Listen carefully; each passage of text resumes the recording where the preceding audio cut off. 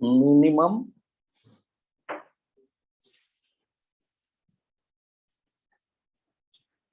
height of image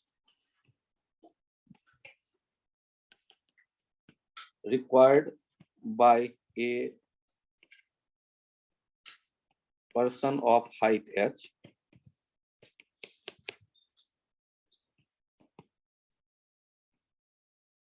will be h by 2। एक concept की तरह इन्हें ध्यान रखिए। Minimum height of image required, minimum height of minimum height of mirror required by a person of height h to see his full image, to see his full image will be h by 2। अब diagram से इसे समझिए। यदि कोई person है और उसको अपना पूरा इमेज देखना है, तो पूरा इमेज देखना है तो उसके लिए आप ध्यान रखें कि सामने हमने एक मिरर ले लिया। अब मिरर का कितना हाइट यूज होगा पूरा इमेज देखने में, इसके बारे में सोचते हैं तो गौर करिए। ये ऐसे आएगी रेस और रिफ्लेक्ट होके आंखों में पहुंचेगी,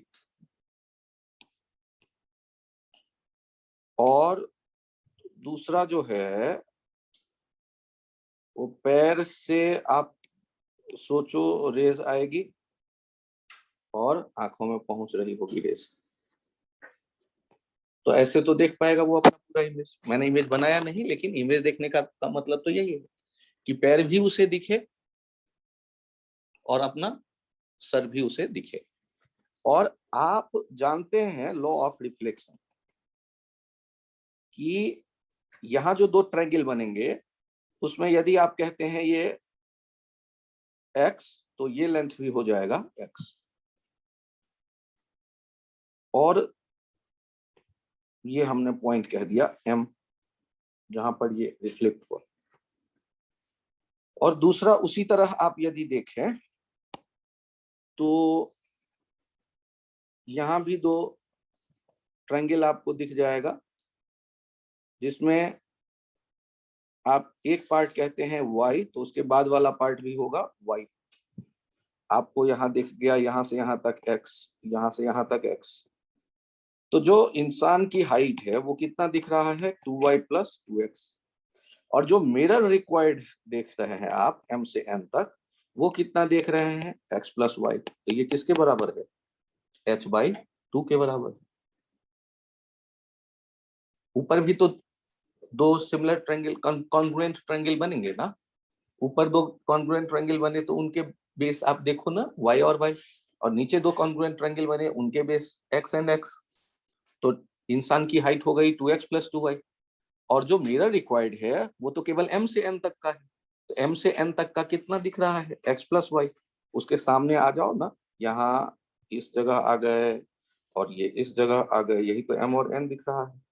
m और n के बीच का डिस्टेंस कितना दिख रहा है, m और n के यहाँ से यहाँ तक का तो दिख रहा है 2x + 2y, और यहाँ से यहाँ तक का केवल दिख रहा है x + y, h by 2। mn का जो डिस्टेंस है, ये mn वाला जो लेंथ है यही तो है मिरर। उसके ऊपर का मिरर और उसके नीचे का मिरर हमारे लिए कोई बहुत नीड नहीं है उसके प्रेजेंस की। तो ये कंसेप्ट की तरह ध्यान रखिए कि यदि 150 सेंटीमीटर हाइट है पर्सन का तो 75 सेंटीमीटर मिरर चाहिए। 200 सेंटीमीटर हाइट है पर्सन का तो 100 सेंटीमीटर मिरर चाहिए। अच्छा, मिरर के ओरिएंटेशन पे ध्यान देना।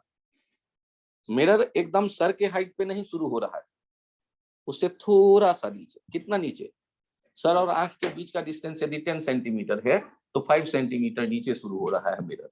एन वाला पॉइंट कहां पर है, तो देखिए वो 2y जो है ना, उसमें y के एक y नीचे शुरू हो रहा है। सर वाला जो लाइन होगा हाइट का, उससे एक y नीचे। और यदि इस mn को हमने समझ लिया तो उसके ओरिएंटेशन के लिए भी अलग एक डायग्राम में बना देता हूं। तो ध्यान रखिएगा कि जब हम बात कर रहे होंगे ना उस इंसान के पूरे इमेज के देखे जाने की, यहां मैंने आपसे यदि ये कहा कि इसका जो हाइट है ना, इसके चेहरे के आंखों तक की जो डिस्टेंस हम देख रहे हैं, ये यहां से यहां तक है 10 सेंटीमीटर, और यहां से पैर तक का डिस्टेंस है 170 सेंटीमीटर। तो टोटल हाइट कितना हो जाएगा? तो h हो गया 180। तो मिरर कितना बड़ा चाहिए होगा? तो 90। लेकिन 90 का ओरिएंटेशन कहाँ होगा? क्या वो इस हाइट से 90? यदि इस हाइट से NM आप देख रहे होंगे 90 सेंटीमीटर, तो ये पूरा नहीं देख पाएगा। सर तो दिखेगा, पैर नहीं दिख पाएगा, ऊपर शिफ्ट है। इसको एक्यूरेट कहाँ पोजीशन होना चाहिए? इसका पोजीशन होना चाहिए यहाँ 5 सेंटीमीटर नीचे, 10/2, 5 सेंटीमीटर नीचे ओरिएंटेशन होना चाहिए। मिरर यहाँ से 90 सेंटीमीटर होना चाहिए। सर हाँ बोलो सर। सर डिस्टेंस का भी कुछ है? सर डिस्टेंस का मिरर से जब कॉन्ग्रुएंट ट्रायंगल तुमने बनाए, उसमें वो कितना दूर गया वर्टेक्स ट्रायंगल का, उससे तो कोई मतलब बनेगा नहीं। तो डिस्टेंस से यहाँ कोई इफेक्ट नहीं है। D has no effect. D का कोई इफेक्ट यहाँ नहीं बनने वाला। ठीक है,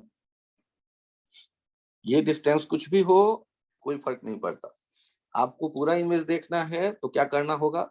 आपका टोटल हाइट का हाफ हाइट होना चाहिए मिरर की, और टोटल हाइट का हाफ हाइट जैसे आपके समझ में आ गया, तो उसके बाद उसका ओरिएंटेशन ध्यान रखिए।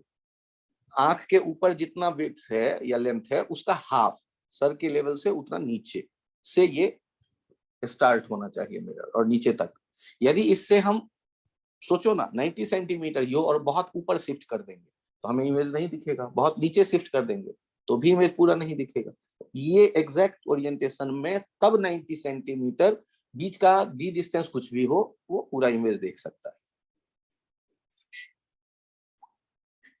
इसके बाद आता है कि यदि आपको एक इंसान के चेहरे की मैं बात करूं, ये आंखें और ये मुस्कुराता हुआ चेहरा, ये अपना पूरा चेहरा देखना चाहता है। पूरा चेहरा देखना चाहता है, तो पूरा चेहरा देखना चाहता है तो सामने इसने मिरर रखे। अब मिरर का लेंथ क्या हो कि ये पूरा चेहरा देख सके, और सिमेट्रिकल चेहरे का विड्थ है ये 3 सेंटीमीटर, ये भी 3 सेंटीमीटर, और ये भी 3 सेंटीमीटर। सर 3 सेंटीमीटर, अरे यहाँ इसके कान है यार, कान तक की बात कर रहा। अब इसको पूरा चेहरा देखना है अपना, तो मिरर का कितना चाहिए विड्थ या लेंथ जो भी। अब यहाँ गौर करो, यदि आपके मन में विचार आएगा तो आप कहोगे सर इसमें कौन सी बड़ी बात है, 3 3 6 3 9/2 4.5। बहुत सही जवाब। लेकिन ध्यान से देखिए, आपने सोचा ये आंखों में आई और ये कान अभी आंख तक पहुंचे, तो जब दोनों कान दिख रहा है तो बाकी तो चेहरा दिख ही रहा हो, काम खत्म। और फिर आपने अकल जो लगाई उसको जस्टिफाई भी आप कर देंगे, मैं भी कर देता हूँ कि ये होगा 1.5, ये 1.5, यहाँ भी डालोगे ये 1.5, ये 1.5। अब चेक करो कितना हो गया, तो यहाँ से यहाँ तक कितना हो जाएगा 1.5 + 3 + 1.5, कुछ ज्यादा हो गया, ये हो जाएगा 6। तो ये 6 एक ऑप्शन हमारे दिमाग में आया कि शायद इससे काम चल जाए। लेकिन फिर याद आया कि यार ऐसा कोई शपथ ग्रहण तो है नहीं, हमें तो केवल चेहरा देखना है। तो बाएं कान को बाईं वाली आंख से ही देखें ऐसा थोड़ी ना जरूरी है, बस कैसे भी देखें। तो दूसरा यहाँ पर ओरिएंटेशन हो सकता है, उसे मैं आपको समझा रहा हूँ, ध्यान दीजिएगा कि ये जो बाएं वाले कान देख रहे हैं आप, वो इस आंख से देख लो, और यहाँ ये वाली कान जो देख रहे हो आप, वो इस आंख से देख लो। तो मिरर का लेंथ कितना हो गया अब रिक्वायर्ड, ये देखो तो सर 4.5। वही 4.5 या उससे भी कम, चेक तो करो। अब दोनों आंखों के बीच ही तो ये रहा, चेक करो। Yes sir. सिमेट्रिकल है ना, तो आपको ये दिख जाएगा। केवल 3 सेंटीमीटर के लेंथ से काम चल जाएगा। ये एम डैश एन डैश वाला छोड़ दिया आपने, आपने किसको ले लिया, ये एम एन। ये 3 सेंटीमीटर हो गया। मिनिमम 3 सेंटीमीटर तो चाहिए ही चाहिए, पूरा चेहरा देख सकता है। तो आपको थोड़ा सा लॉजिक अपना इस्तेमाल कर, हमने पहली बार जो देखा सिमेट्री को फॉलो किया और मैंने सोचा बाएं वाले कान को बाएं आंखों से देखूं। अरे कौन सा जरूरी है यार, जब मिरर छोटा छोटा चाहिए तो बाएं कान को दाएं आंख से देख लूं। अब एक आइडिया और है, सोचिएगा ध्यान से। वो इंसान जिसे अपनी पूरी शक्ल देखनी है, वो बाय चांस काना निकला, उसने अपनी एक आंख जो है वो पट्टी लटकाई हुई है। बड़े प्यारे प्यारे विलेन जो रहते हैं वैसा सोचो। ये आंख अपना एक बंद किया हुआ है, या एक आंख बंद करके देखना चाहता है पूरा चेहरा। अब मुझे ये बताओ कि इस पूरे चेहरे को देखने के लिए कितना हाइट चाहिए। लेंथ वैसा ही कुछ है इसका भी, 3 सेंटीमीटर कान से आंख, एक आंख से दूसरी आंख का डिस्टेंस 3 सेंटीमीटर, दूसरी आंख से एक कान का डिस्टेंस 3 सेंटीमीटर। अब इसको कितना चाहिए मिनिमम, ये सोचना है आपको। तो ये एक नया डायग्राम आपके सामने प्रकट हो गया। एक आंख बंद है, अब बेचारा एक ही आंख से देखने की कोशिश कर रहा है पूरी की पूरी चेहरे को। सर दोनों आंख बंद कर लेगा तो फिर तो मन की आंखों से देखो, दर्पण का क्या काम। अभी तो कम से कम एक आंख खुला हुआ है, अब एक आंख से पूरा का पूरा शक्ल देखना है आपको। अब इसके पास ऑप्शन क्या बचा, अरे कोई ऑप्शन नहीं, आंखें तो एक ही है। ये देखो ऐसे आई, और ये देखो ऐसे आई। अब यहाँ पर जो सिमेट्री तुम फॉलो करते देख रहे हो, एक तो ये पॉइंट और एक ये पॉइंट, यहाँ पर कितना आने वाला है 1.5 1.5, और यहाँ पर तो ये 3 और ये 3 था, तो यहाँ सर से यहाँ तक 4.5।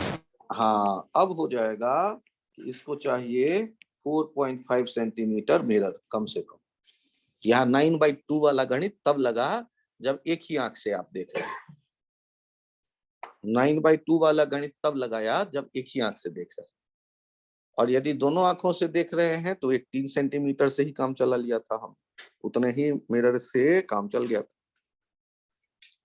ये दोनों क्वेश्चन जो है आज तक कभी किसी कॉम्पिटिटिव एग्जाम में नहीं आया है, और पिछला वाला क्वेश्चन 25 सालों में 50 बार आया है। तो वो सबको इवन 7th 8th के बच्चों तक को याद करवा दिया जाता है। अच्छा कितना हाइट चाहिए, तो h/2, मतलब 9th 10th में ऑप्टिक्स दिखने लगता है, जब से दिखता है तभी से वो बच्चे याद करके बैठे रहते हैं। लेकिन ये कि आपको किताबों में भी नहीं मिलेगा, और ये अभी तक नहीं आया है, तो कब आएगा चांस की बात, क्या पता आप ही के टाइम पे आ जाए। तो यहाँ तक चले आए, इसमें कोई कंफ्यूजन?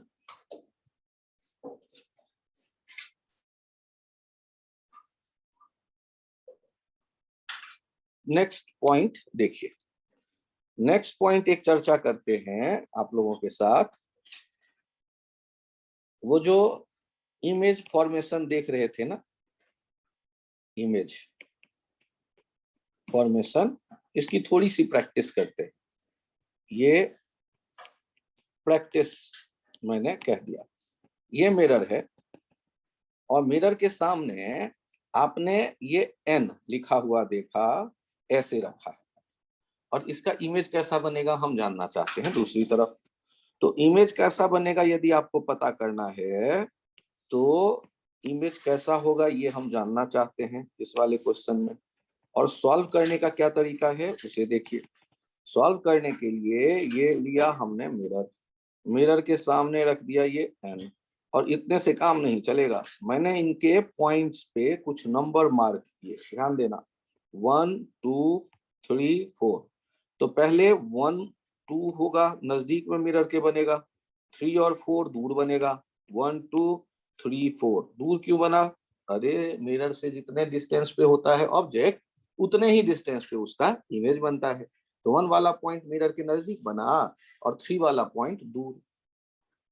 अब देखिए किस पॉइंट को किससे मिलाता हुआ देखा था आपने, 3 और 2 मिलाया गया था, तो यहाँ भी 2 और 3 को मिलाते हुए बनाओ, ये बन गया एन का इमेज।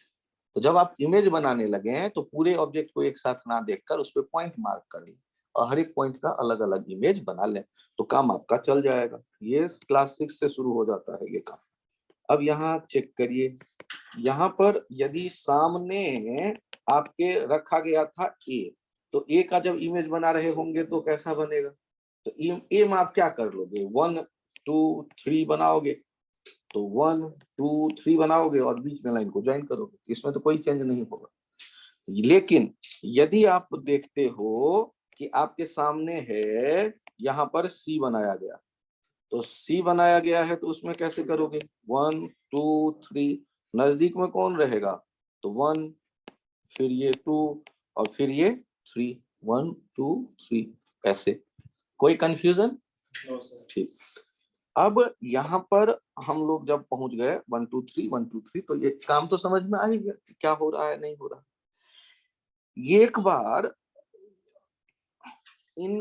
इस पार्ट से आगे बढ़ करके नया पॉइंट ले लेते हैं, वेलोसिटी ऑफ इमेज।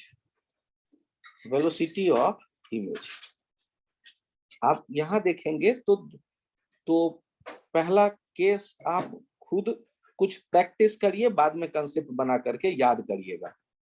मान लो एक ऑब्जेक्ट यहाँ पर है और ये इधर चल रहा होता 6 मीटर पर सेकेंड से, तो इमेज क्या दूर भागता, इमेज क्या दूर भागता। ये प्रैक्टिकल, ये आपके अपना नॉलेज है, ये आप वी नो, मतलब जो हम जानते हैं, मैं अभी उसकी बात कर रहा हूं बिना किसी फिजिक्स की किताब पर। यदि कोई दूर नजदीक जाएगा मिरर के, प्लेन मिरर के सामने खड़े हो, आप 4 कदम चल के मिरर को टच करोगे, क्या इमेज वहां बैठा वेट कर रहा होगा, पहले आप पहुंचो फिर मैं आता हूं मिलने, इमेज भी आ जाएगा आपके साथ। मतलब वो भी किस स्पीड से आता दिखेगा, 6 मीटर पर सेकेंड से। अच्छा ये देखना, यदि ये मिरर के पैरेलल जा रहा होता 6 मीटर पर सेकेंड से, तो इमेज के बारे में क्या कहते हैं आप, वो 6 मीटर पर सेकेंड से। अच्छा ये देखना आप, ये आप जानते हैं इस वजह से ये चल रहा, मैंने कहा कि ये ऐसे जा रहा है 6 मीटर पर सेकेंड से, ये नहीं फील आया तो इसको मैं फिर से बनाऊं। ये ऑब्जेक्ट जो है यहाँ पर, ये ऐसे यहाँ नहीं दिख रहा, देखो अगला, ये ऑब्जेक्ट है ये ऐसे जा रहा है। अब इस इमेज के बारे में क्या एक्सपेक्ट करते हो, इमेज किधर जाएगा, इमेज किधर जा रहा होगा, तो देखो ये जब पहुंचेगा मिरर पे तो इस इमेज को भी पहुंचना है ना, दोनों तो साथ में हाथ मिलाएंगे, तो सिमेट्री फॉलो करो, सिमेट्री फॉलो करो कि ये थीटा पे जाएगा तो ये भी थीटा पे जाएगा, सीधी सी बात। क्या ये बात भी समझ में आ गई? अब एक और इंटरेस्टिंग जो बता रहा हूं वो ये, अब हमने क्या किया कि ऑब्जेक्ट तो यहाँ है और इमेज तो यहाँ है, और मिरर को लेकर के चले गए, we mirror parallel to its plane, parallel to its plane. अच्छा ध्यान देना, थोड़ा सा शिफ्ट किया, क्या ऑब्जेक्ट चला जाएगा, क्या इमेज चला जाएगा, थोड़ा सा शिफ्ट किया, तो इसका मतलब ऑब्जेक्ट इमेज अपना जगह नहीं बदलने जा रहा है, वो जितनी दूरी पे पहले था उतनी ही दूरी पे अभी हो रहेगा। तो ये सारे इंफॉर्मेशन आपके पास कॉपी पे बना लो जल्दी जल्दी, जैसे आपको पता रहे कि ये आप जानते हैं, इसमें फिजिक्स ने कुछ नहीं किया, ये आपके प्रैक्टिकल एक्सपीरियंस से आप जानते हैं।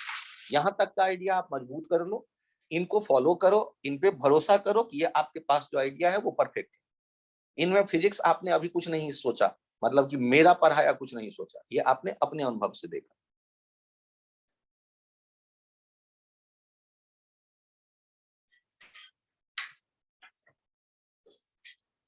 ये सारे आपने अपने अनुभव से देखा है, ध्यान रखिएगा, यहाँ मैंने कुछ नहीं पढ़ाया है आपको, ये आपका अपना अनुभव है।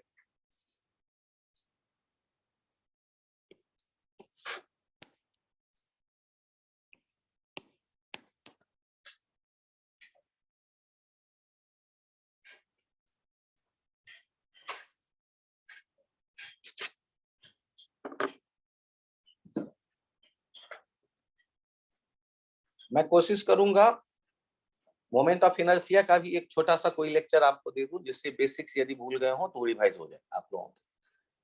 क्वेश्चन में मोमेंट ऑफ इनर्शिया रहेगा, आईआईटी हर एक साल मोमेंट ऑफ इनर्शिया पे क्वेश्चन पूछ रहा है, थोड़ा सा डिवीजन हो जाए।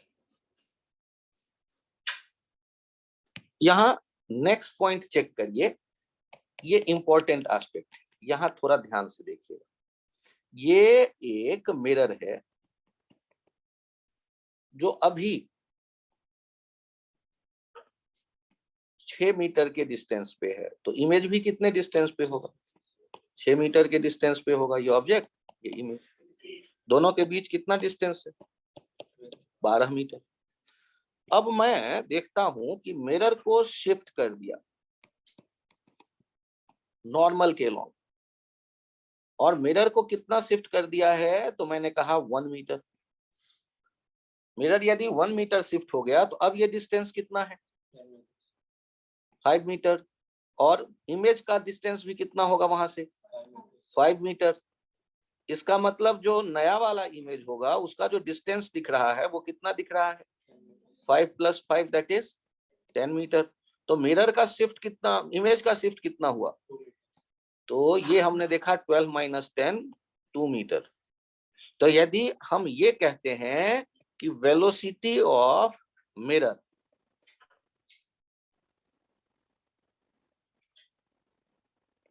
परपेंडिकुलर टू इट्स प्लेन, तो वेलोसिटी ऑफ इमेज जो देखेंगे वो क्या हो जाएगा? Twice of velocity of mirror. मतलब मिरर यदि 1 मीटर चलेगा तो इमेज को 2 मीटर चलना पड़ा उसी डायरेक्शन में। तो यहाँ आपने एक नया आइडिया डेवलप कर लिया कि मिरर के जो प्लेन के पैरेलल आप मिरर को ले जाते तो कोई असर नहीं पड़ता ऑब्जेक्ट इमेज के पोजीशन पे, लेकिन यदि मिरर के प्लेन के नॉर्मल आप मूव कर रहे हो तो इमेज का जो स्पीड हमें दिखेगा वो क्या हो जाएगा? डबल, मिरर के स्पीड का डबल। और उसी डायरेक्शन में, जिस डायरेक्शन में ये मिरर चल रहा है।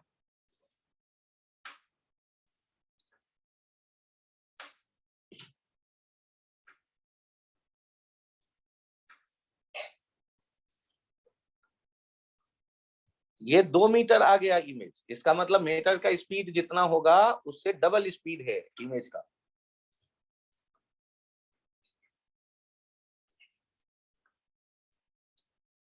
अच्छा, यहाँ ये तो चेक करो कि यदि ऑब्जेक्ट का स्पीड होता नॉर्मल के लॉन्ग vo, तो इमेज का स्पीड क्या होता? तो vi यदि हम देखते तो ये लिखते -vo। क्या ये बात समझ में आई? अब ये हो गया पहला पार्ट। ये सारा कहानी चल रहा है along the normal, along the normal। किसके नॉर्मल? ऑब्वियस है, यहाँ प्लेन तो एक मिरर ही है, तो प्लेन के मिरर के नॉर्मल। अब यदि ये दोनों एक साथ हम इकट्ठा कर ले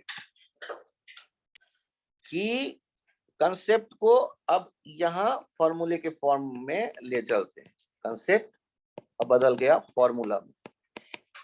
along normal to the mirror,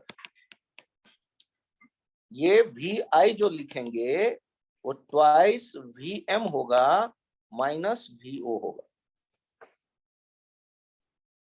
यदि दोनों चलेंगे, क्यों? क्योंकि ये जस्टिफाई कैसे करेगा? तो यहां देखो ना, if vm 0 then vi equals to -vo, if vo 0 then vi equals to twice vm। ये दोनों को जस्टिफाई कर रहा है या नहीं? ये दोनों आइडिया को जस्टिफाई कर रहा है या नहीं? चेक कर लीजिए, नोट कर लीजिए, ऐड कर दीजिए और नोट कर लीजिए।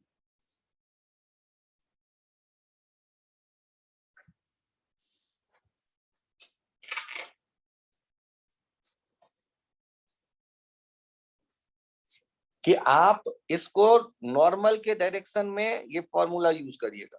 दोनों आइडिया को मिक्स कर दिया और दोनों आइडिया मिक्स करके ये नॉर्मल के डायरेक्शन वाला फॉर्मूला, ये 3 स्टार 5 स्टार फॉर्मूला बना लीजिए।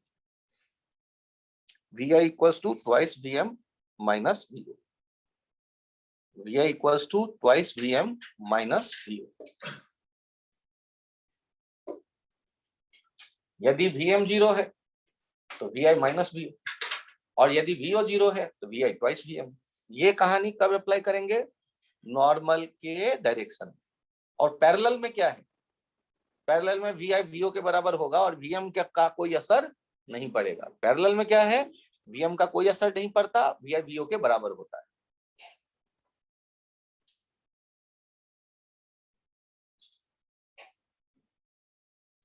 यहां ध्यान रखिएगा, ये वेक्टर्स की तरह आप सोचेंगे।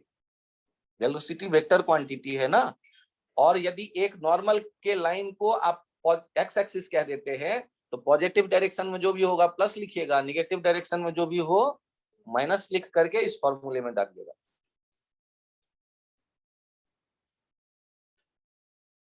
पेज चेंज करो। यहां देखिए, आपसे कहा गया कि ये मिरर चल रहा है 3 मीटर पर सेकंड के स्पीड से, ऑब्जेक्ट चल रहा है 4 मीटर पर सेकंड के स्पीड से, और आपको इमेज का स्पीड बताना है। ठीक है, find velocity of image, find velocity of image. बहुत बढ़िया, ट्राई करके मैं देखता हूं, मुझे तो नहीं याद है। Vi equals to twice Vm minus Vo, twice Vm के लिए -3 और Vo के लिए +4। यदि मैंने ये डायरेक्शन प्लस मान लिया, पॉजिटिव डायरेक्शन, वही मान सकते हो, तो आप क्या देख रहे हैं? -6 -4 -10 मीटर पर सेकंड, मतलब ये माइनस मतलब अपोजिट डायरेक्शन में पॉजिटिव एक्स एक्सिस के 10 मीटर पर सेकंड से आ रहा होगा। क्या ये आइडिया समझ में आया? प्लस माइनस का चक्कर, कि प्लस माइनस का जो लफड़ा है जिसके कारण यहाँ गलतियां होती हैं। तो गलतियां तो नॉर्मल बात हुई, हम उसको ना करें तो थोड़ी अच्छी बात है।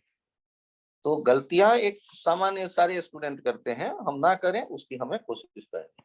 और गलती कर दिया तो कर दिया, कोई नहीं, क्योंकि हम अभी सीख रहे हैं, सीखते वक्त गलती चले।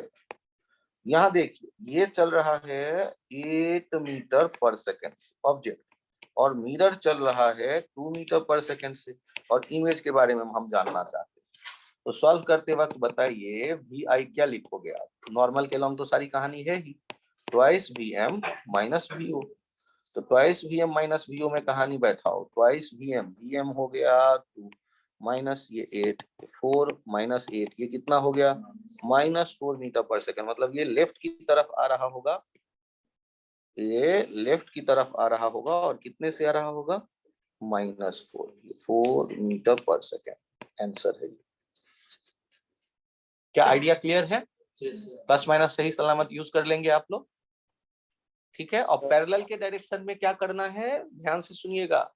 नॉर्मल में ये है, पैरेलल में Vi Vo बराबर होंगे, Vm का कोई असर नहीं होगा।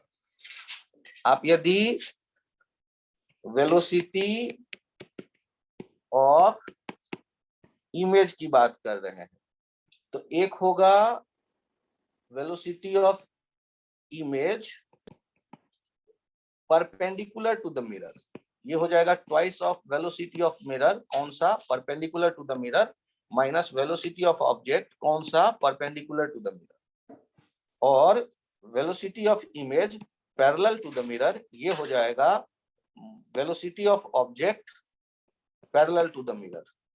For all velocity of mirror parallel to the mirror, Vm कुछ भी हो पैरेलल मिरर का, वेलोसिटी का पैरेलल कंपोनेंट कुछ भी हो, तो ये आप इसको पूरे कंसेप्ट को, वेलोसिटी ऑफ इमेज को 2 डायरेक्शन में देख सकते हैं।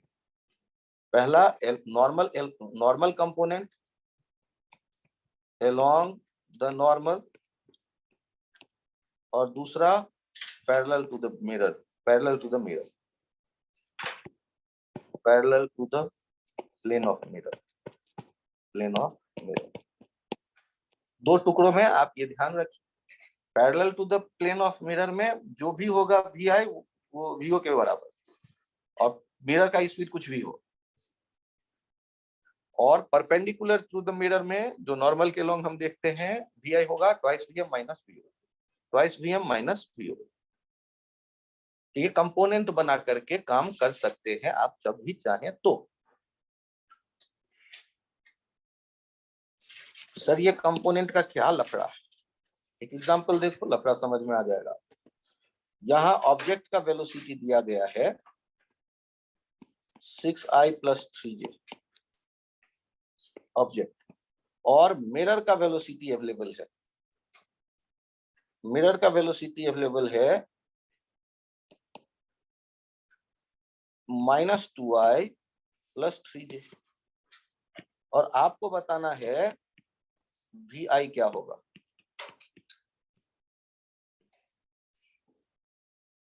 x और y का अंदाजा तो लग ही गया है आपको, ये y ये x यूज किया जा रहा है।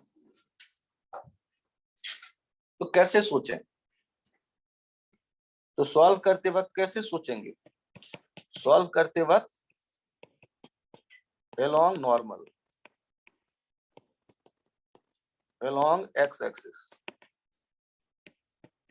vi equals to twice vm minus vo, twice vm, vm है -2i,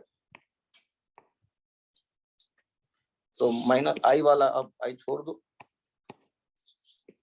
vm है -2i, तो -2 लिखते हैं, ट्वाइस vm और माइनस vo, vo है वो 6 है, तो 6 है तो 6 कितना हो गया -6, तो ये कितना हो गया -10 मीटर/सेकंड, -10 मतलब -10 आई कैप। और एलोंग दूसरा किसके तरह देखें, हाँ along parallel, along y axis, along y axis vi equals to vo, वो कितना दिख रहा है vo 3 मीटर/सेकंड। अब बताइए हमारा vi कितना हो गया, तो अब vi यदि लिख रहे हैं तो vi कैसे लिखेंगे, vi लिखने वाले हैं हम लोग वेक्टर के फॉर्म में, पहले x कंपोनेंट देखिए -10 आई कैप, और फिर y कंपोनेंट देखिए +3j, तो आप आई कैप जे कैप में इतना काम करेंगे पेशेंस के साथ।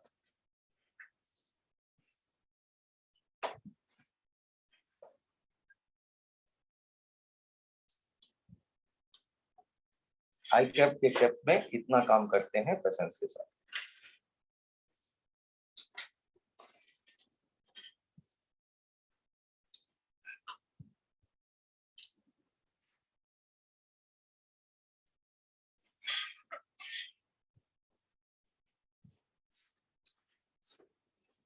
यहां तक में कोई कंफ्यूजन हो तो बताएं। एक पार्ट और हम आगे बढ़ गए, हम लोगों ने एनालाइज कर लिया वेलोसिटी, वेलोसिटी के लिए ऐसे। अब यदि कभी हमसे कहा जाए find velocity of image with respect to object, तो इसका मतलब क्या लेंगे हम लोग, velocity of image minus velocity of object. तो रिलेटिव का तो ये मीनिंग ऑलरेडी आपको रिलेटिव मोशन में पता है, तो इसका भी यूज कई बार करना पड़ सकता है। तो ये कभी कभी यदि ये कहता है तो उसका मतलब ये होगा, ये कंसेप्ट क्या यूज करेंगे, कंसेप्ट यूज करेंगे सॉल्व करने के लिए,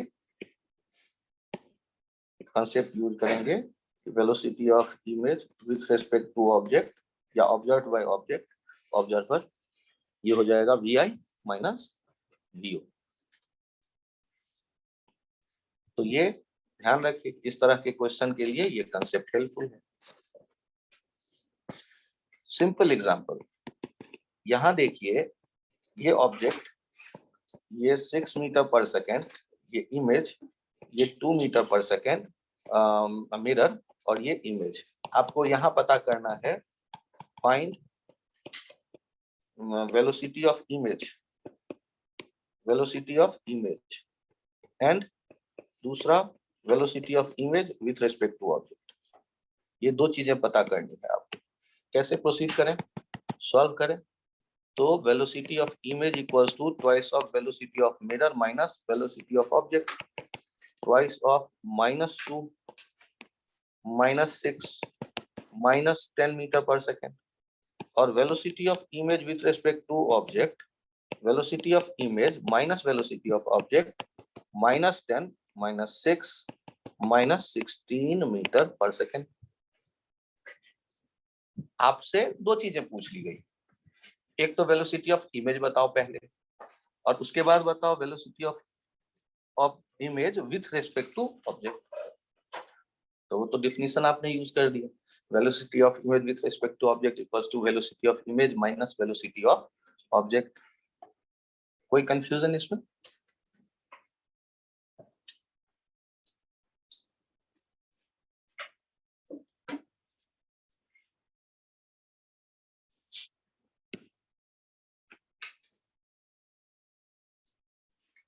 यदि यहां तक चले आए तो अब हम लोग टर्म यूज कर रहे हैं एक नया, स्फेरिकल मिरर। अब स्फेरिकल मिरर की जब हम बात कर रहे हैं तो स्फेरिकल मिरर में कौन कौन हमें दिख रहा है? तो एक दिख रहा है, ध्यान से देखिए, ये हमने एक स्फेयर जैसा कुछ सामने बनाया, आपके स्फेयर को टुकड़े किए और उसमें से एक खास टुकड़ा आपके सामने लिया और उस टुकड़े के एक साइड को हमने पॉलिश कर दिया, ये सिल्वर्ड। तो ये बैक साइड हो गया मिरर का और ये फ्रंट साइड ऑफ मिरर। और ये मिरर जो है, देखिए याद रखते हैं केव, गुफा, तो केव के साइड में मिरर है, तो ये कॉनकेव इसका नाम है। इसका क्या नाम रखा गया? Concave mirror, concave mirror. और ऐसा ही एक स्फीयर होता और उसमें टुकड़ा करके एक टुकड़ा उठा लेते और उस टुकड़े के केव वाले साइड में पॉलिश कर देते सिल्वर। तो ये फ्रंट इधर आ जाता और ये बैक साइड हो जाता और इसके लिए नाम दिया ये कन्वेक्स। इनका एक और नाम है कि ये जो मिरर है इसकी एक खासियत है। पहले तो कुछ टर्म्स देखें। मिरर का जो मिड पॉइंट होगा ना उसे पी कह देते हैं, पोल। और जिस स्फीयर का वो टुकड़ा है उसका जो सेंटर होगा उसे कह देते हैं C, centre of curvature, centre of curvature. और इन दोनों दो पॉइंट से एक स्ट्रेट लाइन हम खींच सकते हैं, उसे कह देते हैं प्रिंसिपल एक्सिस, प्रिंसिपल एक्सिस। और प्रिंसिपल एक्सिस के जो पैरेलल रेज आती है, प्रिंसिपल एक्सिस के जो पैरेलल रेज आती हैं वो हम देखते हैं कि एक जगह इकट्ठा होता है प्रिंसिपल एक्सिस पे, और जहां वो इकट्ठा हो रहा होता है उसे हम कह देते हैं फोकस। तो कुछ नाम यहाँ चले आए और यहाँ चूंकि ये इकट्ठा करती है इसीलिए इनका नाम एक और रख देते हैं, कॉनकेव लेंस, कॉनकेव मिरर।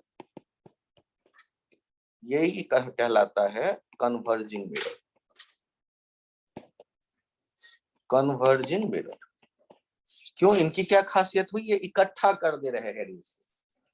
सी है सेंटर ऑफ कर्वेचर और एफ हो गया फोकस, जहां इकट्ठा हुई है ये सारी रेज। पहले सोचिए, मिरर का जो ज्योमेट्रिकल सेंटर होगा वो है पोल। जिस स्फीयर का वो टुकड़ा है उस स्फीयर का जो सेंटर होगा that is centre of curvature, और उनसे गुजरने वाला स्ट्रेट लाइन प्रिंसिपल एक्सिस। दो पॉइंट से एक ही स्ट्रेट लाइन गुजरता है, ध्यान दीजिएगा। और प्रिंसिपल एक्सिस के पैरेलल इंसिडेंट रेज होंगी तो रिफ्लेक्ट होकर फोकस से ही जाएंगे। तो हमारे सामने आ गया फोकस एक टर्म, वो पॉइंट जहां पर ये कन्वर्ज हुए। और ये जो सारी कहानी आपने यहाँ देखा, वो कहानियां आप पीछे वाले पॉइंट मिरर के लिए, दूसरे मिरर के लिए भी देखो। यहाँ है पोल, जिस सर्किल का वो है सेंटर, सेंटर और पोल के बीच में आ जाता है ये फोकस। ये जो रेडियस होगा गोले का, जो भी वो रेडियस जो होता है गोले का, उसे हम लोग कहते हैं रेडियस ऑफ कर्वेचर। यहाँ जो भी रेडियस होता है वो भी एक डायग्राम में लिख देना यार। यहाँ से यहाँ तक जो होगा ना रेडियस, इसे कह देंगे radius of curvature, radius of curvature.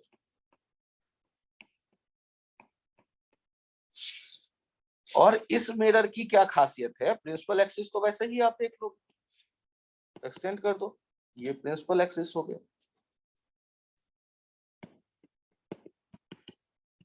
Principal axis, और प्रिंसिपल एक्सिस के जो पैरेलल रेज आएंगी, अब ये इकट्ठा नहीं होंगी। ये हमें ऐसा लगेगा जैसे वो फोकस वाले पॉइंट से बिखर कर दूर जा रहे। तो इनका जो नाम है ना कन्वेक्स मिरर, ये ही कहलाता है diverging mirror. Diverging mirror, convex mirror को हम और क्या कह सकते हैं? डाइवर्जिंग मिरर भी कह सकते हैं। कन्वेक्स मिरर को और क्या कह सकते हैं? डाइवर्जिंग। डाइवर्जिंग क्यों कह रहे हैं? क्योंकि ये बिखेर रहा है। पैरेलल जो रेज आई उनको इकट्ठा नहीं करता, बिखेर देता है, डाइवर्ज कर देता है।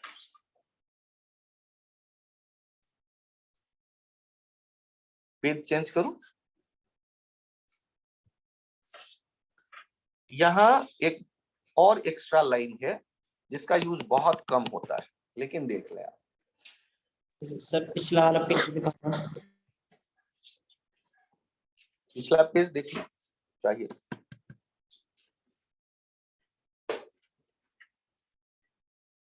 कॉनकेव मिरर का दूसरा नाम क्या है? Converging mirror. और कन्वेक्स मिरर का दूसरा नाम क्या है? Diverging mirror. हो गया सर। अब यहाँ चेक करो कि आपने ये पोल देखा, सेंटर देखा, और यहाँ बीच में फोकस कहा। गौर करो, अब जो रेज आ रही है इस मिरर पे, वो ये रेज आ रही है, ये इनफाइनाइट से आ रही होंगी, पैरेलल बीम है। तो क्या इसको भी फोकस पे कन्वर्ज कर दोगे? तो ये फोकस पे कन्वर्ज नहीं होगा, लेकिन कोई तो पॉइंट होगा। तो कोई जो पॉइंट होगा उसको कैसे डिसाइड करते हैं? ध्यान से देखिए। ये एक प्लेन है जो फोकस से गुजर रहा है, परपेंडिकुलर है प्रिंसिपल एक्सिस के, और इसका नाम देते हैं हम लोग फोकल प्लेन। इसका बहुत कम यूज होता है। अब हम रिफ्लेक्शन के लॉ को फॉलो करेंगे, तो सेंटर से पोल को मिलाने वाला लाइन रेडियस हुआ, और रेडियस ही नॉर्मल होता है। तो नॉर्मल से जितने एंगल पे ये आया होगा उतने ही एंगल पे जाएगा, और ये जाते हुए जहां से गुजर रहा होगा प्रिंसिपल एक्सिस को कट करने के लिए, जहां से ये गुजर रहा होगा प्रिंसिपल एक्सिस को, सॉरी प्रिंसिपल एक्सिस नहीं, फोकल प्लेन को कट करने के लिए, उस पॉइंट को हम एक काम करते हैं, एक खास पॉइंट मान के अब बाकी सारे रेज को वहीं से आता हुआ देखते हैं रिफ्लेक्शन के बाद। बाकी सारे रेज को वहीं से आता हुआ देखते हैं रिफ्लेक्शन के बाद। तो इमेज जो बनेगा ये इनफाइनाइट वाले का, वो कहां बनेगा? वो फोकस पे नहीं बनेगा, फोकल प्लेन में बनेगा। फोकस पे नहीं बनेगा, फोकल प्लेन में बनेगा। ये ध्यान रखिएगा।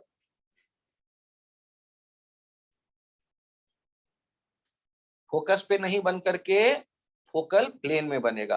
मान लो सन होता और सन का इमेज बना रहे होते अर्थ पे मिरर से, तो सन का यदि इमेज हम बना रहे होते अर्थ पर मिरर से, तो उसके इमेज देखने के लिए ये काम करते कि इधर वाला जो होता रेस आकर के वो फोकल प्लेन में यहाँ कहीं कट करता, और इस तरफ वाला जो रेज होता वो दूसरी तरफ ऐसे ही कट करता। तो ये जो रेडियस होता है इमेज का, वो देखिए क्या रिलेशन उसमें लिखते, कि ये रेडियस जो होता है ना इमेज का रेडियस, ये हो जाता एफ इंटू थीटा, वो जो थीटा बना रहा होता सन अर्थ पे, यदि सन अर्थ पे बना रहा होता 2 थीटा, यदि सन अर्थ पे बना रहा होता 2 थीटा, तो ये एफ थीटा हो जाता रेडियस इमेज का। किसका? इमेज का रेडियस एफ थीटा।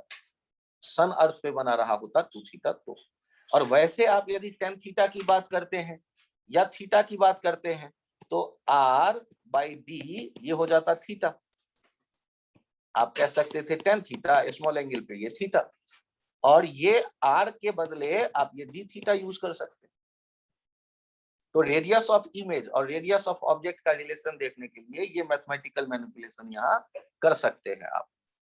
यदि थीटा आप देख रहे हैं एक तरफ का एंगल, सन अर्थ पे बनाएगा 2 थीटा, तो ये थीटा एक तरफ का जो एंगल है, तो आप टेन थीटा कहेंगे, आर बाई डी है डिस्टेंस अर्थ और सन के बीच का, ये तो बहुत बड़ा है, इसका मतलब थीटा बहुत छोटा होगा, और थीटा छोटा होगा तो टेन थीटा को आप थीटा लिख सकते हैं। तो थीटा इक्वल्स टू ये आर बाई डी या R equals to D theta, ये वाला रिलेशन भी फॉलो किया जा सकता है। ये कुछ एग्जाम्पल में ये आइडिया, ये कंसेप्ट हेल्प करेगा। तो फोकल प्लेन एक टर्म आपके सामने रखा, और फोकल प्लेन से फिर आपको इमेज बनाना बताया कि इनफाइनाइट वाले कोई ऐसे पॉइंट जो जिनके जो रेज आ रही हो, वो रेज जो आ रही हो उनको हमने देखे।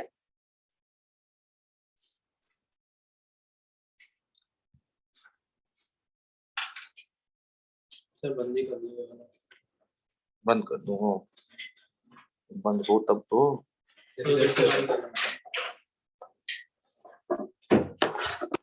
हमें लगा शामिल कहीं चिल्ड होके बर्फ में ना बदल जाए यार।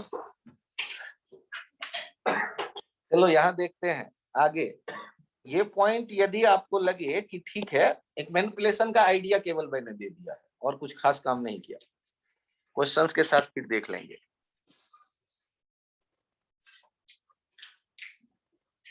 तो कितने टर्म मिले आपको मिरर, स्फेरिकल मिरर में? ध्यान से समझिए, एक पोल, एक सेंटर ऑफ कर्वेचर, उनसे जाने वाला लाइन प्रिंसिपल एक्सिस, सी और पी के बीच में फोकस, और फोकस से जाने वाला प्लेन जो कि प्रिंसिपल एक्सिस के 90 डिग्री पे था, फोकल प्लेन।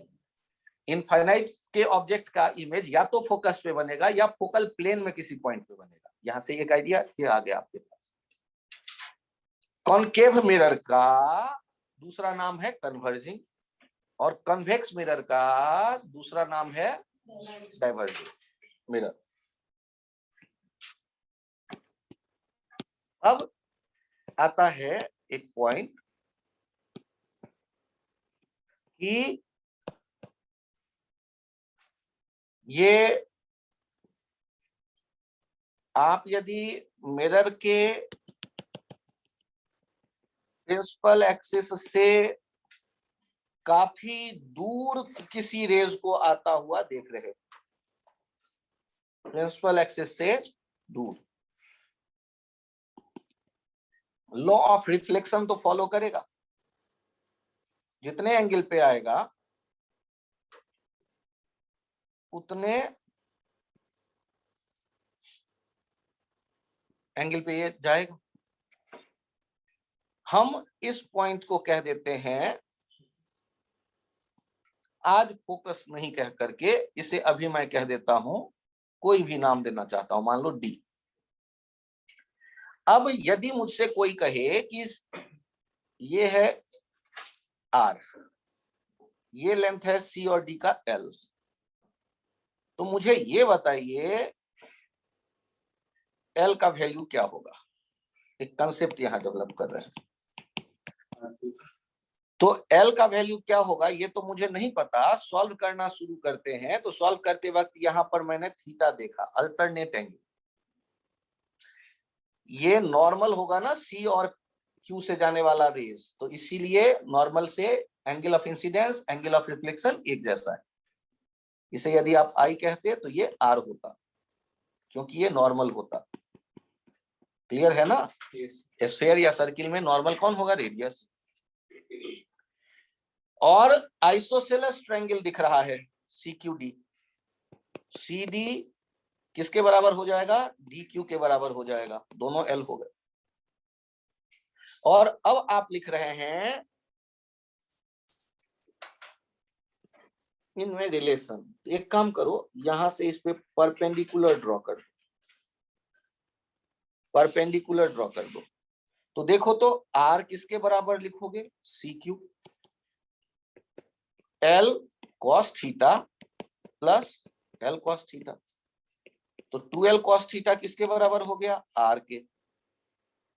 तो आर बाई 2 कॉस थीटा किसके बराबर हो गया, एल के। यदि थीटा टेंस टू 0 डिग्री हो जाए, आई फॉर पैरेक्सियल रेज, जो एक्सिस के बहुत नजदीक आएंगे, when q is close to p, तो हम क्या देखेंगे, l इक्वल्स टू r/2 और उसे हम कह देते हैं फोकल लेंथ है। तो फोकल लेंथ f एक खास कंडीशन में आया है कि जब q पॉइंट नजदीक में हो p के। यदि q पॉइंट p के नजदीक ना हो तो फिर हम उसे नहीं लिख पाएंगे। p और q जब बहुत नजदीक हो तब ऐसा हम कर सकते हैं।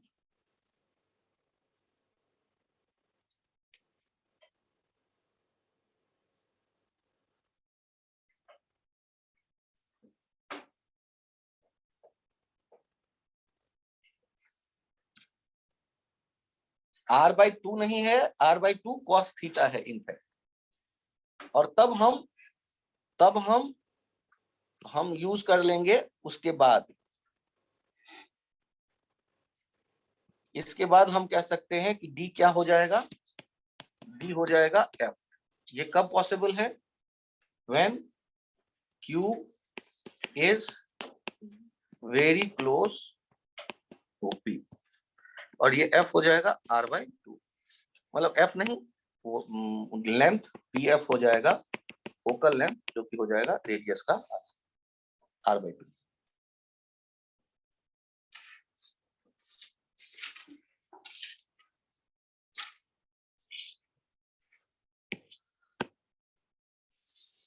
क्या मैं मान के चलूं कि ये थोड़ा सा समझ में आया कि थीटा का भी कोई रोल है? यस। सोचो यदि थीटा 45 डिग्री होता तो एल कितना आया होता, r/2। r/2 नहीं होता, सर पैरेलल आ रहा था तो मैंने r/2 कर दिया, तो गलत हो जाएगा। हमने तो सिंपल रिफ्लेक्शन के लॉ फॉलो किए हैं, ट्रिग्नोमेट्री फॉलो किए हैं, कोई नया काम तो किया नहीं। तो रिलेशन एक्सेल में क्या आ रहा है, तो आप यदि चाहते हैं कि इस तरह के रेस हमें डिस्टर्ब ना करें तो मिरर छोटा लो। एपर्चर छोटा यदि होगा तो क्यू पॉइंट दूर रह ही नहीं पाएगा। या आपको बड़ा मिरर दे ही दिया गया तो कागज चिपका दो दूर पे, पोल से दूर, उनके रेज को मत आने दो रिफ्लेक्शन में। क्या ये आइडिया क्लियर है? क्या कर सकते हैं, या तो छोटे एपर्चर का मिरर लेंगे, या यदि बड़ा एपर्चर का मिरर है तो दूर में कागज चिपका दें पोल से दूर, उधर से रेज को आने, रिफ्लेक्शन में पार्टिसिपेट ना करने दें। अब आता है एक पॉइंट,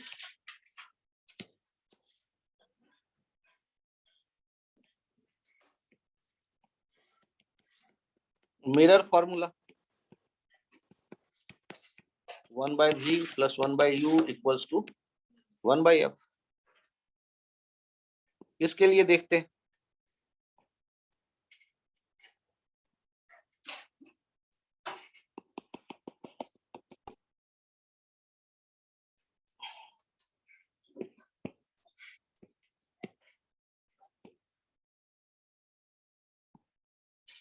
कहीं पर ऑब्जेक्ट है और कहीं इमेज बनता हुआ हम देख रहे हैं।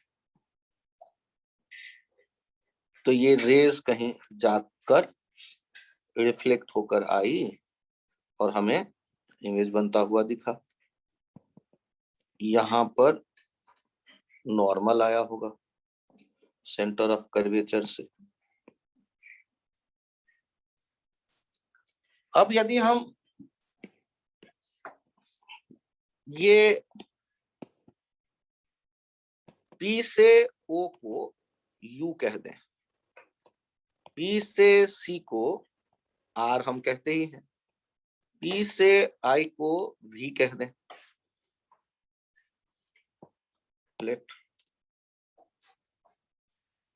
तो अब कुछ एंगल के बारे में बात कर लें। यहां एंगल है और यहां एंगल है, ये दोनों तो एक जैसे होंगे, I और R, मतलब इनको थीटा कहते हैं, तो ये भी थीटा होंगे by law of reflection. Normal से बनने वाला जो एंगल होगा, ये 1 मिनट, ये यहां पर मैं फिर लिख दे रहा हूं, let PO equals to U, PI equals to V and PC equals to R। और हमने थीटा कहां पर कर दिया, तो एंगल ऑफ इंसिडेंस थीटा माना, एंगल ऑफ रिफ्लेक्शन भी थीटा माना। अब कुछ एंगल और लेते हैं,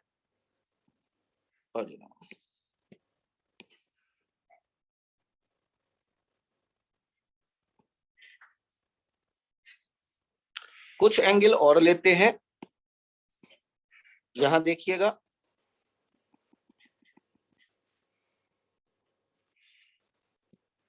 इनके नाम रख रहे हैं अल्फा, बीटा, गामा। और आप ये जानते हैं कि किसी भी ट्रायंगल में बाहर वाला एंगल सामने के दो एंगल के सम के बराबर होता है। तो यदि यहां कैलकुलेशन करें तो बीटा किसके बराबर आएगा,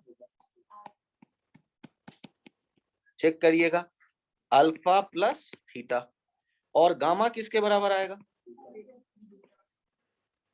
alpha plus beta plus theta, beta plus theta.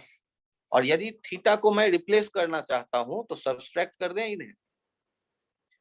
Subtract यदि कर दें इन्हें तो बीटा माइनस गामा हो जाएगा अल्फा माइनस बीटा। ये हो गया twice beta equals to alpha plus gamma.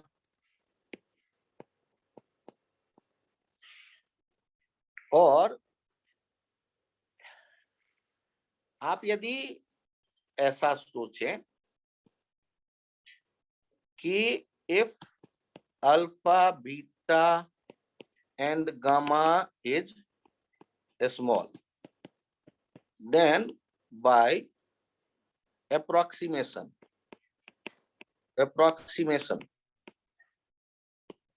इसे लिखा जा सकता है 10 beta equals to 10 alpha plus 10 gamma.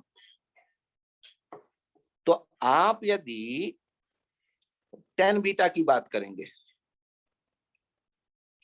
तो ये हो जाएगा 2 into QM by MC। 10 alpha कितना हो जाएगा, QM बाई MO। और अगला QM बाई MI। ये हमने ट्रायंगल से 10 अल्फा, 10 बीटा, 10 गामा लाके रख दिया। QM को हमने कैंसिल आउट होते देखा। अब यदि मैं साइन कन्वेंशन के साथ इनके वैल्यू रख देता तो माइनस R 1/MO के लिए एक सेकेंड और ये ऐसा कब होता जब अल्फा, बीटा, गामा बहुत नजदीक होते, अल्फा, बीटा, गामा बहुत स्मॉल होते। तो ये पॉइंट भी मेंशन करता हूं कि when Q is very close to P, only then alpha, beta, gamma will be small.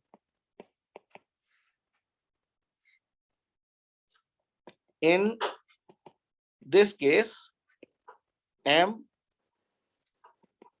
will be very close to P. m जो है बहुत क्लोज आ जाएगा p के, नोट करिए, मैं पढ़ देता हूं। When q is very close to p, only then,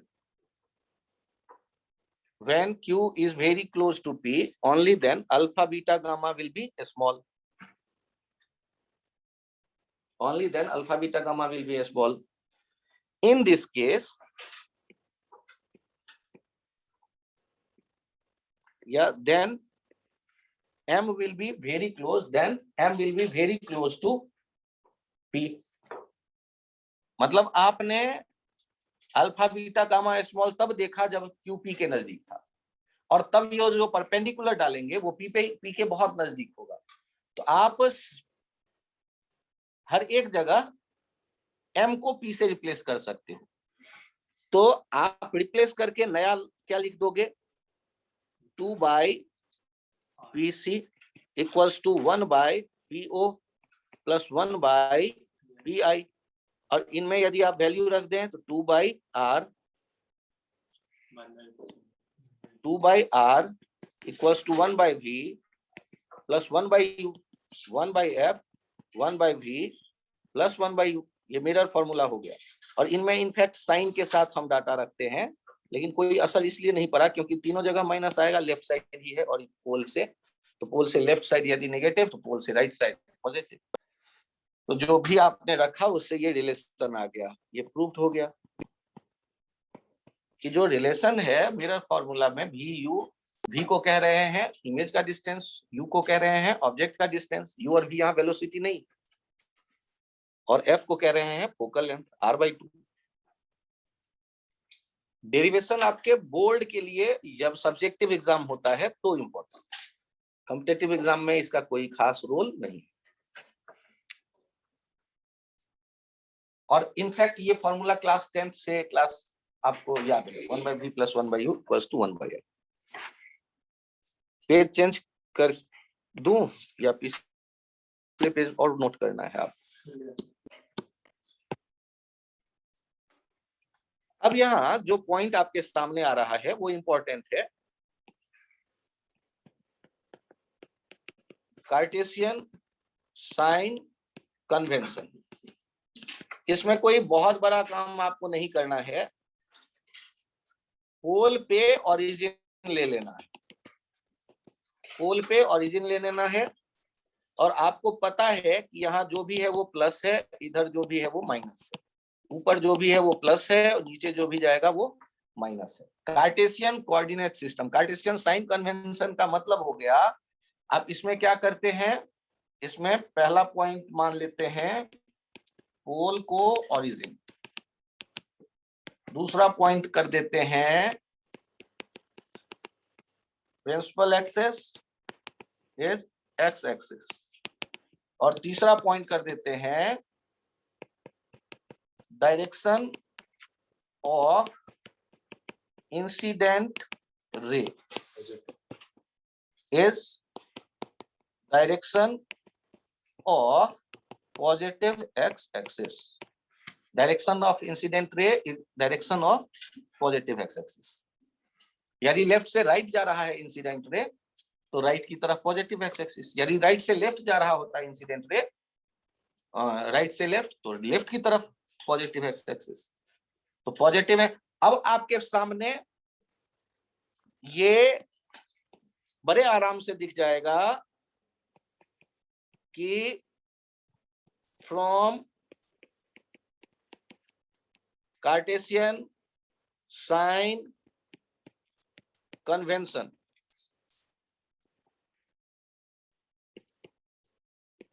f is less than 0 for concave mirror and f is greater than 0 for convex mirror। Cartesian sign convention यदि आप फॉलो करते हैं तो आपको हमेशा के लिए ये सेट हो गया कि हमेशा मिरर की तरफ आएगा रेज, मतलब फ्रंट पे ही तो आएगा रेज, तो फ्रंट पे आएगा रेज तो कॉनकेव में उसके अपोजिट जाकर के हमें मिल रहा है r/2 या f, तो ये f जो हो जाएगा वो नेगेटिव रहेगा, किसके लिए, कॉनकेव मिरर के लिए, और कन्वेक्स में f क्या होगा, पॉजिटिव रहने वाला है।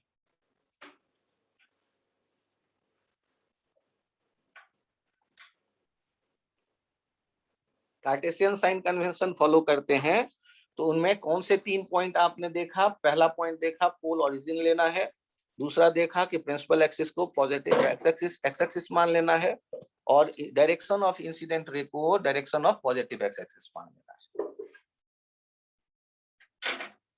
अब जहां जो पॉइंट है उनके वैल्यूज आपको सारी वैल्यू ओरिजिन से देखते हैं, तो राइट साइड देखोगे ओरिजिन के तो पॉजिटिव, लेफ्ट साइड देखोगे तो नेगेटिव।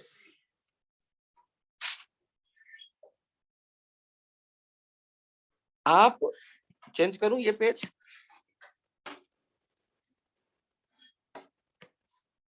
यदि इसमें आपको मजा नहीं आ रहा, ऐसा होता है कि यार ये सब तो वही बात हो गई, तो थोड़े मजे लेने के लिए मैं एक व्यवस्था कर देता हूं। ये है F 10 सेंटीमीटर, यहां एक ऑब्जेक्ट दिख रहा है 30 सेंटीमीटर पे, और ये C की तरफ आ रहा है, इसका स्पीड है 12 मीटर पर सेकंड। थोड़ा ज्यादा मजा आए इसकी मैं कोशिश कर रहा हूं। Find velocity of image.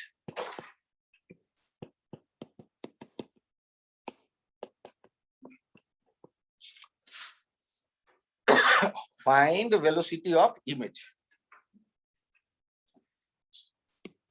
तो इनके सोचने का रास्ता क्या होगा?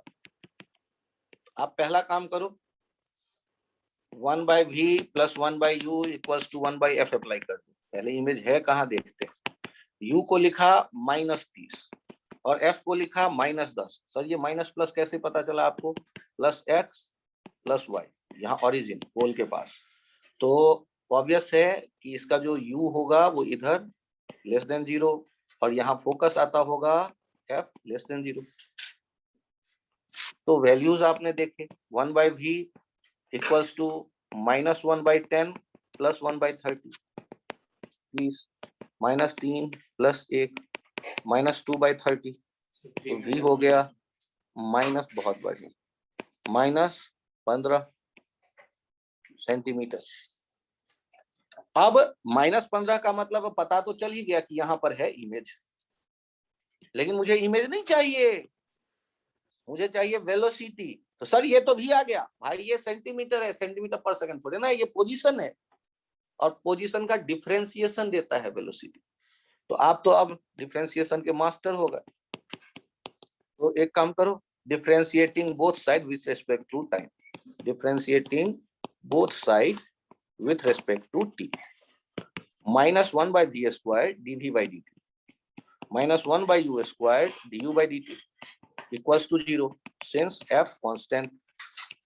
तो यहां से आपको क्या पता चल गया? यहां से पता चल गया dv/dt = -v² du/dt। Minus v का वैल्यू है 15 और ये है 30, इनका स्क्वायर कर दिया, माइनस हो या प्लस कोई फर्क ही नहीं पड़ता क्योंकि ये तो स्क्वायर में है, और जो वैल्यू था वो du/dt का वो लिख दिया 12। ये कितना हो गया? -1/4 × 12, ये हो गया -3 मीटर पर सेकंड। माइनस क्या बता रहा है? अपोजिट। ये इमेज जा रहा होगा अपोजिट, कितने से? 3 मीटर पर सेकंड के स्पीड से। तो अब ये थोड़ा सा आपको ये फील देगा कि हाँ यार कुछ तो हुआ, जो 11th 12th से में आके फील आया कि कुछ अलग, क्योंकि डिफरेंशिएशन के साथ आपका कंफर्ट अब ज्यादा बेहतर। क्लास 10th में ये क्वेश्चन मैं कैसे करवाऊं? वहां डिफरेंशिएशन इंट्रोड्यूस नहीं किया जाता है। जबरदस्ती में डिफरेंशिएशन पढ़ा दूं तब तो अलग बात है, अदरवाइज इसे छोड़ देने के लिए कहूंगा बच्चों को। अब यदि आप डिफरेंशिएशन जानते हैं तो आपको पक्का पता है f कांस्टेंट है, वो बदलेगा नहीं। एक क्वेश्चन पूछा जाता है कि मिरर को पानी में डुबो देंगे तो क्या बदल जाएगा फोकल लेंथ? तो रेडियस ऑफ कर्वेचर तो बदल थोड़े ना जाएगा कि टेढ़ा हो गया ज्यादा, तो नहीं बदलेगा, तो वो फोकल लेंथ नहीं बदलेगा। मिरर का पानी में डुबोने पर फोकल लेंथ नहीं बदलता। तो ये भी एक क्वेश्चन रहता है। और आपने यहाँ क्या देखा? ये कट पीट करके फाइनली ये वेलोसिटी आ गया। इसमें क्या करना पड़ा? डिफरेंशिएट करना पड़ा, सिंपल सा। और एक तो भी पता किया हम, बाद में इसके लिए हम यदि एक्सिस पे ऑब्जेक्ट है तो सीधे फॉर्मूले की तरह इसे यूज करते हैं कई बार, और नहीं तो आईआईटी वाले बच्चे वैसे ही आलसी होते हैं, फॉर्मूला कम याद रखते, डिफरेंशिएट कर लेंगे जब काम पड़ेगा। अब कहोगे कि सर मुझे तो उसमें भी डाउट है कि मैं एग्जाम के टाइम पे प्रेशर में डिफरेंशिएशन सही करूंगा, तब तो याद ही करूंगा, लेकिन वो डिफरेंशिएशन आसान है, हो जाता है। आपको यदि लगे कि ये ठीक है तो यहाँ एक टर्म डिफाइन किया गया होता है, और उस टर्म को कहते हैं हम लोग, देखिएगा कि ये ऑब्जेक्ट है और ये इमेज है, ये हाइट ऑफ ऑब्जेक्ट और ये इमेज, ये हाइट ऑफ इमेज। तो एक डिफिनीशन है, definition,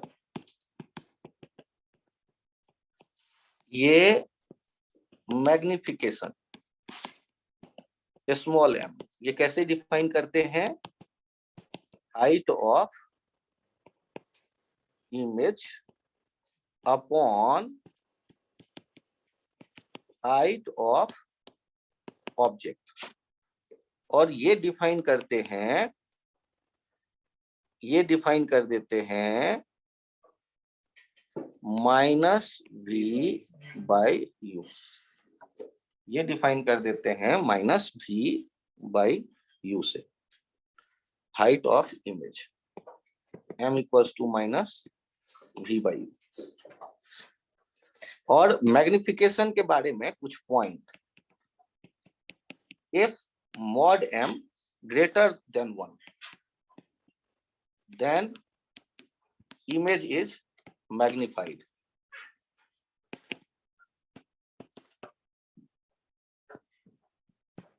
If mod m less than 1 then image is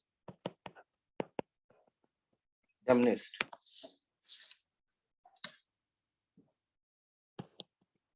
If m is positive,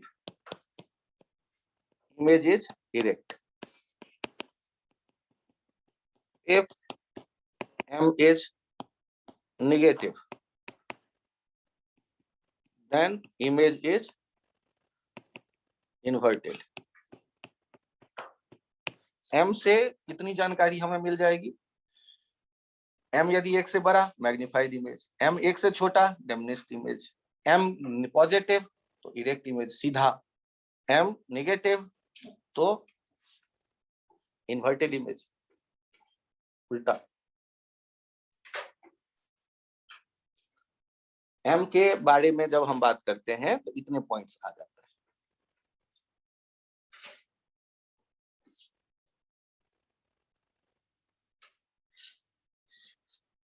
positive, erect, negative, inverted, magnitude 1 से बड़ा मैग्निफाइड, मैग्नीट्यूड 1 से छोटा डिमिनिश्ड।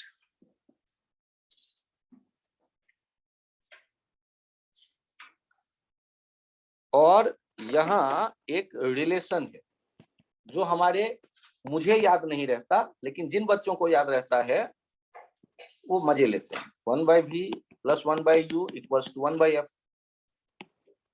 we have पहला equation, and v by u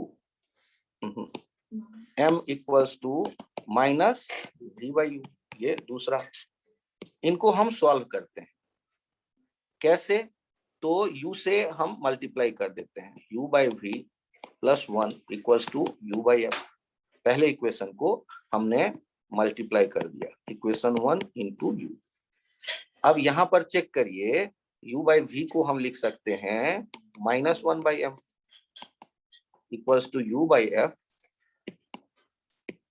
plus 1 equals to u by f। 1 minus u by f हो जाएगा 1/m, f minus u by f हो जाएगा 1/m। तो यहाँ से m कितना हो गया? f upon f minus u। खुद सॉल्व कर लो। f इक्वल्स टू कितना आ जा रहा है? m equals to f upon f minus u। ये फॉर्मूला किसके लिए है? ध्यान देखिएगा, ये जो रिलेशन है फॉर मिरर, नहीं कि उठा के कहीं और यूज कर दें। अब एग्जाम्पल में एक ट्राई करके देख लीजिए कि आपके सामने मिरर है एफ 10 सेंटीमीटर वाला और ऑब्जेक्ट रखा गया है ये 15 सेंटीमीटर पे। तो आपको मैग्निफिकेशन बताना है, तो क्या करना ठीक रहेगा? सॉल्व करते वक्त तो सीधे फॉर्मूला यूज कर दो यार, m equals to F upon F minus U. F के बदले क्या रख दिया? -10 -15। सर ये -15 लेफ्ट साइड में है सारे, फोकस ऑब्जेक्ट, तो ये वैल्यू कितने आ गए? -10/5 -2। तो -2 क्या बताता है? Inverted magnified image, double size का। और डबल साइज का तो ऑब्वियस है, यदि हाइट दिया हो ऑब्जेक्ट का तो इमेज का हाइट बता सकते हैं। और इससे ये भी पता चल गया कि m ये जितना दूर हो, जितना बड़ा होगा ना उतना दूर, क्योंकि हाइट ऑफ इमेज v को रिप्रेजेंट कर रहा है और हाइट ऑफ ऑब्जेक्ट u जैसा रिप्रेजेंटेशन में है, मतलब रेशियो सेम है ना। तो हाइट ऑफ इमेज बड़ा होगा तो v बड़ा होगा, हाइट ऑफ ऑब्जेक्ट बड़ा होगा तो m बड़ा होगा, u बड़ा होगा। तो आपने ये देखा डबल साइज का, तो यदि डबल हो गया हाइट तो डिस्टेंस भी क्या हो जाएगा? डबल, डिस्टेंस भी हो जाएगा डबल। तो आपको यदि ये m का मीनिंग पता है और m का ये फॉर्मूला पता है तो तुरंत बोल सकते हैं मैग्नीफाइड डिमिनिश्ड जो भी है, उसमें टाइम वेस्ट नहीं होगा, कोई कैलकुलेशन भी नहीं करना, सीधे रिजल्ट, एक लाइन का रिजल्ट। नहीं तो पहले आप मिरर फॉर्मूला से भी निकालते फिर m निकालते, टाइम वेस्ट होता है। चूंकि आजकल टाइम बचाने का भी जमाना है तो आप इसको याद रखें तो फायदे में रहेंगे। m equals to F upon F minus U. और जाते जाते ये एक डायग्राम है, इस डायग्राम को सेट कर देना कि यदि कॉन्वेक्स मिरर होगा तो कहीं भी ऑब्जेक्ट रखेंगे तो वो बनता है हमेशा पोल और फोकस के बीच, और वो इरेक्ट बनता है। और मिरर के पीछे वाला हम लोग कहते हैं डिमिनिश्ड बनता है और वर्चुअल बनता है। और यहाँ पर जो देख रहे हैं यहाँ तो कई चीजें हैं, फोकस, सेंटर, फोकस, पोल, सेंटर और ये इनफाइनाइट। तो जो ऑब्जेक्ट होगा इनफाइनाइट पे O1, इमेज बनेगा फोकस पे I1, थोड़ा सा आगे आए O2, इमेज भी थोड़ा आगे आया बड़ा हुआ I2। आप आ गए सेंटर पे O3, तो इमेज भी चला आया सेंटर पे सेम साइज का। आप भीतर आ गए O4, तो ये बाहर आया बड़ा हो गया I4। और जैसे ही आप पहुंचे फोकस पे, तो फोकस पे पहुंचे O5, तो इनफाइनाइट पे गए I5। ये आगे का पक्का हो गया। और जब पोल और इसके बीच में पहुंचे O6, तो वर्चुअल इमेज यहां बन रहा है I6। तो ये डायग्राम जो है इसकी प्रैक्टिस कर लें, कहां ऑब्जेक्ट रहेगा तो कहां इमेज बनेगा, ये पहले से पता होना चाहिए आप। और कैसे ध्यान रखें, देखिए ऑब्जेक्ट धीरे धीरे आ रहा है सेंटर की तरफ और इमेज धीरे धीरे जा रहा है सेंटर की तरफ। दोनों हाथ मिलाते हैं कहां? सेंटर पे, सेम साइज के हो जाते हैं। और सेंटर से ये दौड़ते भागते आया होगा ऑब्जेक्ट इनफाइनाइट से, क्यों? क्योंकि सेंटर पे दोनों हाथ मिलाने वाले हैं। और सेंटर से आगे ये वॉक करना शुरू करेगा ऑब्जेक्ट, और इमेज जो है वो उसके आगे बहुत तेजी से भागता जाएगा क्योंकि उसको इनफाइनाइट तक जाना है। और जब आप पोल और फोकस के बीच की कहानी बताएंगे तो पीछे बनेगा, आगे अब कहीं जगह नहीं है इमेज बनाने का। ये सारे रियल ऑब्जेक्ट की कहानी है। और वर्चुअल ऑब्जेक्ट के लिए ये इसके पीछे चला जाएगा और ये आगे वाला कहानी इसके वर्चुअल ऑब्जेक्ट में आ जाएगा। ये अगले टर्न पे मैं आपको क्लियर करता हूँ। अभी के लिए सिर्फ इतना ही। कल कोई टाइम दे पाएंगे आप लोग EMI डिस्कशन के लिए इवनिंग आवर्स में? सर टेस्ट है उसके लिए पढ़ना था। अब टेस्ट के लिए पढ़ाई कर रहे हो, चलो रहने दो फिर। EMI AC तो कम से कम बना लो यार, EMI AC वाले बुकलेट बनाओ। 100 क्वेश्चन उसमें है, 112 क्वेश्चन है IIT में पूछे गए मेंस के, ठीक है? उन्हें ट्राई करो घर में बैठ के। जब उसका ट्राई करना कंप्लीट हो जाए, बहुत के तो सॉल्यूशन भी आपके पास है, ट्राई करना कंप्लीट हो जाए, कंफ्यूजन रहे तो मुझसे टाइम ले लेना और मैं एक एक्स्ट्रा क्लास लगा के वो सारे आपको समझा दूंगा। ठीक, चलिए अभी के लिए इतना ही। एक्सक्यूज मी सर, हाँ बताइए।